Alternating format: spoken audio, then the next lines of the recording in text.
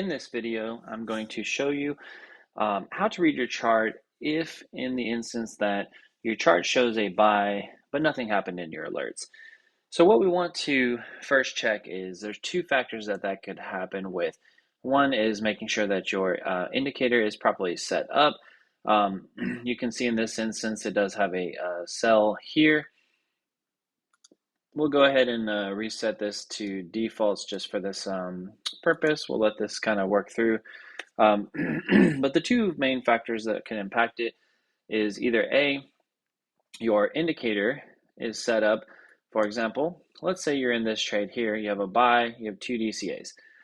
But you look on your alerts and your account and you don't have any buys, you're not in a long.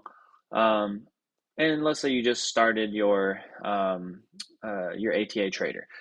And you go over to your alerts and you say, okay, yeah, I have my alert set up, but nothing fired. And for some reason, I don't have any trades. So what you want to do first is make sure that you set this alert up correctly. So ensure that when you do have the alerts set up, you want to make sure that the webhook is properly input, and you want to make sure that the top one is selected. A lot of times people forget to change this one. They leave it as only once. It only fires one time. And then what happens is nothing actually will execute on your exchange, but the ATA trader will continue to think it's in a trade.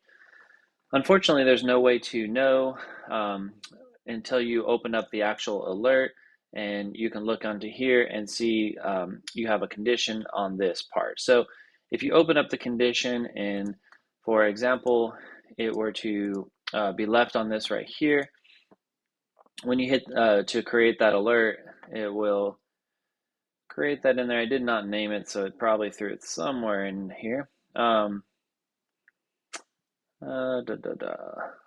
there, Bitcoin long signal. This is what it'll look like. This is one that we just created. And so, nope, this is actually my signal one. Oh, there it is, Bitcoin crossing. So this is what happens is, basically when you create that alarm instantly, it's going to do it for the price that you set, which is going to instantly fire like it did here. Your chart's going to continue doing its thing, but the alert's dead. It's not going to fire anymore because you set that up wrong. So if you see this stop trigger, you just want to close that, get that out of there. You're going to want to come back into the alerts here. And when you come over to this section, you want to make sure you drop down and do the condition. So the condition does have to be chosen in order to follow what the ATA is doing. If you come into here and this does not match what your trades actually show on your dashboard, you may need to revert to the how to add an existing trade video so we can add those existing trades back. Not hard to fix. You just locate your buys, set that stuff per that video, you delete your alert, recreate it, and add that back.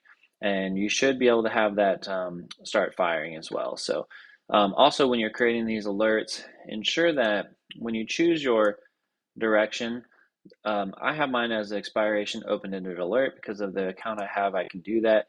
You always want to make sure this is pushed out as far as you possibly can so they don't expire.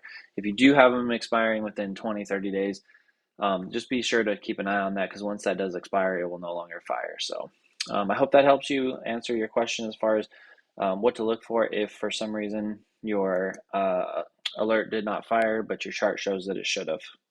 And if you have any questions, you can always get us at support@botjock.com or inside our community.